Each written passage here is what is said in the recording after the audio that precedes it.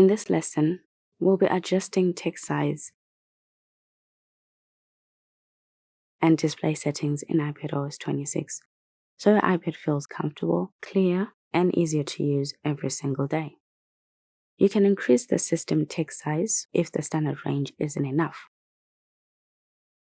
This unlocks even bigger text options.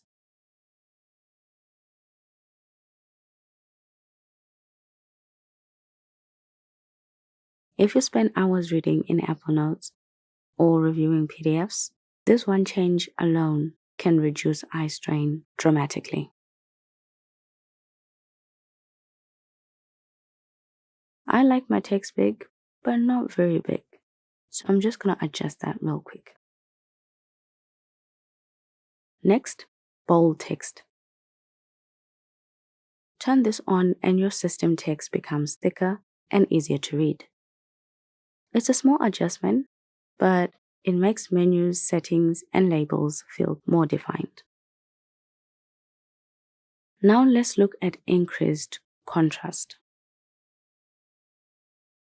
When you enable this, the separation between elements becomes stronger. Buttons stand out more, text feels sharper against backgrounds, and if you ever struggle to distinguish interface elements, this is the solution you need. There's also reduced transparency. If you prefer solid backgrounds instead of blurred, layered effects, turning this on makes menus and panels easier to read without the distracting information popping out from behind it. You might lose some of the liquid glass beauty, but it's much easier on your eyes. Another important setting is differentiating without color. Some apps rely on color alone to communicate meaning of different elements in your app. When you enable this, the system adds additional visual cues like shapes or underlines, so information isn't only communicated through color alone.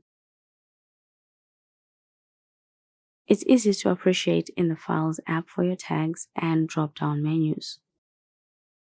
Different elements become much more visible and easier to see.